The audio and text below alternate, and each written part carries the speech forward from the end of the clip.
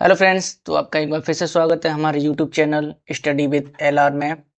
और आज हम आ चुके हैं फिर से एक अच्छी और शानदार वीडियो के साथ, क्योंकि मैं सच बताऊं तो मुझे रोज वीडियो अपलोड करने का टाइम मिल नहीं पाता, क्योंकि मैं अपने मेंस की तैयारी में जुटा हुआ हूं। तो मैंने सोचा कि मैं 9 दिन यानी कि 10 तारीख को अपना मेंस का एग्जाम है, तो मैं 9 दिन क्या करने वाला हूं, तो सोचा ये अपनी जो स्ट्रेटेजी है आप लोगों के साथ शेयर करूं। तो इसमें क्या क्या रहने वाला है एग्जाम रिलेटेड और कंप्यूटर और टाइपिंग से रिलेटेड दोनों चीज़ें मैंने ले रखी हैं। तो आप वीडियो को पूरा देखें, मैं क्या करने वाला हूँ, और जो भी आपको चेंजेस खुद के सिलेबस में या खुद की स्ट्रेटजी में करने को मिले तो आप जरूर करें। जरूरी नहीं कि आप मेरी स्ट्रेटजी फॉलो करें, आप खुद की भी बना सकते हैं, बट जो मैं करने वाला हूँ वो शेयर कर रहा हूँ।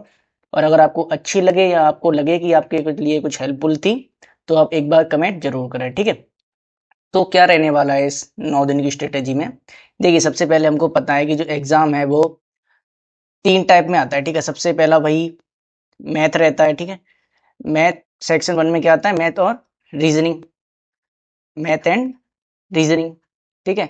और सेक्शन 2 में जो रहता है इंग्लिश और जीएस, उसको बाद में देखेंगे। मैथ और रीजनिंग की बात कर लें। सबसे पहले मैथ और रीजनिंग में जो चीज़ सेम रहने वाली है वो रहने वाली है भाई, मॉक टेस्ट, ठीक है। आप एग्जाम से एक दिन पहले तक मॉक टेस्ट लगाना ना छोड़ें। मैं खुद नहीं मॉक टेस्ट लगाना छोड़ने वाला, क्योंकि ये जो प्रेशर है, जो एग्जाम हॉल में जो प्रेशर क्रिएट होता है उसको हैंडल करने के लिए मॉक टेस्ट बहुत ज़्यादा ज़रूरी है। और मेरे साथ सीजीएल मेंस में यही हुआ था, मैं वहाँ पे पैनिक कर गया था। तो मैंने सोचा है कि इस बार मैं मॉक टेस्ट नहीं छोड़ने वाला लास्ट तक। या तो अगर मैं फुल मॉक लगाऊंगा, फुल मॉक अगर फुल मॉक में नहीं लगा पाता हूँ तो एक बार मैं सेक्शनल मॉक जरूर लगाऊंगा, जिसमें रीजनिंग और मैथ दोनों होने वाले हैं। इसको मैं टेक्स्ट बुक पे भी लगा सकता हूँ, और एक टेस्ट रैंकिंग ऐप जो गगन प्रताप सर का है वहाँ पे भी अवेलेबल है, मैं वहाँ से भी लगा सकता हूँ। दूसरी बात जो मैथ और रीजनिंग में इंपॉर्टेंट रहती है वो रहती है लास्ट टाइम में फार्मूला रिवीजन। हम लोग क्या करते हैं, मॉक टेस्ट लगाते रहते हैं और फार्मूलाज का भूल जाते हैं ध्यान। लास्ट में जाके जब एग्जाम हॉल में बैठे होते हैं, एग्जाम में कॉन्सेप्ट को लगा रहे होते हैं, तो मैं एट द मोमेंट हम फार्मूला भूल जाते हैं। तो मैं बोल रहा हूँ ये गलती आप भी ना करें, मैं भी नहीं करूंगा, कि फार्मूला लास्ट मोमेंट तक भी देख के जाने। मैं सोच रहा हूँ कि डेली 1-2 चैप्टर पिकअप करके उनका फार्मूला भी रिवीजन करता रहूँ। जैसे कि एडवांस में बहुत ज़्यादा फार्मूलेस होते हैं, तो मैं उनके फार्मूलाज भी करने वाला हूँ। और जो कुछ ट्रिक्स हैं जो मैं खुद भी बनाता हूँ और कुछ टीचर्स को भी फॉलो करता हूँ, और जो रियल में जो ट्रिक्स से क्वेश्चन सॉल्व हो जाते हैं मैथ्स के और रीजनिंग के, मैं वो भी एक बार रिवाइज करने वाला हूँ। आप भी जो आपने ट्रिक बना रखी हो, जो आप फॉलो करते हो, आप वो ट्रिक्स भी एक बार रिवाइज कर देख लेगी वो ट्रिक्स को कैसे काम करना है, या ट्रिक्स को वहाँ एग्जाम में जाके भूल ना जाए, इसलिए आप ट्रिक्स को भी एक बार जरूर देख लें।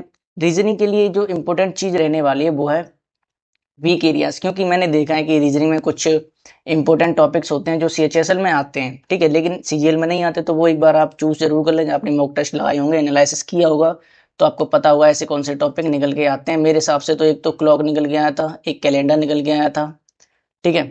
और इसमें एक वो जो पजल वाला आता है जिसमें 201 ऐसे करके निकल के आता है, वो वाला भी मैंने बहुत सारे मॉक टेस्ट में देखा है, जो मेरा वीक था लेकिन फिलहाल तो सही है। मेरे मेंस के एग्जाम में भी आया था, सीजीएल मेंस में आया था वो, ठीक है। आप एक बार उसको भी जरूर देख लो। सबसे इंपॉर्टेंट है, आपने जो पीछे वाले मीन्स के मॉक टेस्ट दे रखे हैं उनका एक बार एनालिसिस जरूर करें। जो क्वेश्चन आपने गलत किए हैं उनको करें, जो क्वेश्चन आपसे अटेम्प्ट नहीं है उनको करें, जो क्वेश्चन नए थे उनको कर सकते हैं, क्योंकि आपके पास 9 दिन है, 9 दिन में ये जरूरी रह सकता है, ठीक है। आप एक बार इसको फॉलो जरूर करें। जो अपनी नेक्स्ट स्ट्रेटेजी रहने वाली है वो रहने वाली सेक्शन 2 की जीएस और इंग्लिश। सर मैं आपको बता दूं, रीजनिंग और मैथ में बहुत सारे जो अच्छे स्टूडेंट होते हैं, अगर आप मान लो मेंस तक पहुंचे हो तो आप भी अच्छे स्टूडेंट हो, तो मैं बता दूं अच्छा स्कोर कर जाते हैं, ठीक है। 160 प्लस तो आप नॉर्मल समझिए सबका, ठीक है। लेकिन जो जहाँ पे नंबर मैटर करते हैं वो करते हैं सर सेक्शन 2 में, जीएस और इंग्लिश में, क्योंकि यहाँ पे गेम पलट जाता है। और हिंदी मीडियम वालों का तो बहुत ज़्यादा तगड़ा पलट जाता है। जैसे कि इंग्लिश की अगर मैं बात कर लूँ, तो इंग्लिश में जो मैं करने वाला हूँ, क्योंकि मैं हिंदी मीडियम से हूँ, मेरी वोकैब की बहुत लंका लगी पड़ी है, लेकिन मैंने जो अच्छी चीज़ कर रखी थी वो थी पीवाईक्यूज, ठीक है। पीवाईक्यूज की जितनी भी वोकैब है मैं एक बार उसको पूरी रिवाइज करने वाला हूँ, जिसमें ईडियम्स, वन वर्ड्स, साइनो सब होने वाले हैं, ठीक है। उसके बाद में कॉम्प्रिहेंशन।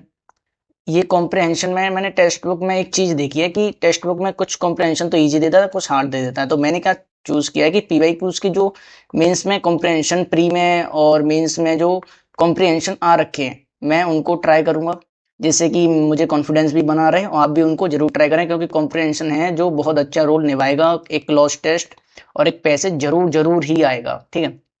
उसके बाद में जो बेसिक्स गलतियां होती हैं वो रूल्स में रह होती हैं, ठीक है। तो मैंने क्या सोचा है, एक 120 रूल्स की जो बुक है मैं उसको फॉलो करने वाला हूँ। बाकी मेरे जो खुद के नोट्स हैं मैं उनको भी पढ़ूंगा एक बार, जिससे कि रूल्स सारे क्लियर हो जाएं, वहाँ पे एग्जाम में कोई रूल से रिलेटेड कोई क्वेश्चन गलत ना हो। और बाकी जो मैं करने वाला हूँ वो फुल मॉक में, या तो जब मैं फुल मॉक लगाऊंगा तो उसमें इसका सेक्शनल मॉक भी आ जाएगा, तो फुल मॉक तो मैं सोच रहा हूँ कि 7 तारीख तक लगाता हूँ।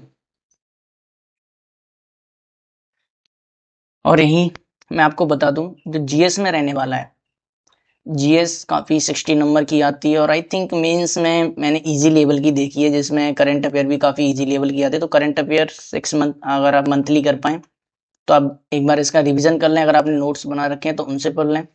उसके बाद मैं जो करने वाला हूँ, मेरे जितने भी प्रीवियस के मॉक टेस्ट थे, ठीक है, मैं उन मॉक टेस्ट का करूँगा एक बार एनालिसिस, और जो मेरे क्वेश्चन गलत हुए थे, जो मैं उनसे कुछ नया सीख सकता हूँ, और उनके नीचे में जो एनालिसिस दिया होता है मैं उसको भी पढ़ने वाला हूँ। उसके बाद में एक अच्छी चीज़ जो मेरी खुद की बनी हुई है नोट्स, सर मैंने जब कॉन्सेप्ट क्लियर किए थे तो मैंने प्रॉपर नोट्स बना रखे थे, और मुझे पता है अगर आप सीजीएल सीएचएसएल मेंस तक पहुंचे तो नोट्स आपके पास भी होंगे। तो एक बार ज़्यादा कुछ नहीं, आप एक एक दिन में एक एक सब्जेक्ट खत्म कर सकते हो। एक दिन हिस्ट्री खत्म कर दी, एक दिन ज्योग्राफी खत्म कर दी, एक दिन इको खत्म कर दी, एक दिन पॉलिटी खत्म कर दी, और एक दिन में साइंस खत्म कर दी। तो आप ऐसे करके जीएस को भी ले सकते हो, और जीएस काफ़ी अच्छा मुझे लग रहा है कि स्कोर इम्प्रूवमेंट इस बार इससे ही होने वाला है, क्योंकि सीजीएल में काफ़ी इजी रही थी। मेरे खुद 40+ नंबर रहे थे, लेकिन मेरी तो लंका खैर मैथ ने डुबा दी थी। लेकिन इस बार मैं कोई भी चांस नहीं लेने वाला हूँ, ठीक है। तो मैं बोलूँगा आप ये सब जरूर कर लें, क्योंकि ये सब तो बेसिक है, इंपॉर्टेंट है, करना ही चाहिए, और मैं भी खुद करने वाला हूँ। इसके बाद में अगर हम कंप्यूटर और टाइपिंग की बात करें, भाई साहब ये बहुत ज़्यादा इंपॉर्टेंट है, मार्क कर लीजिए।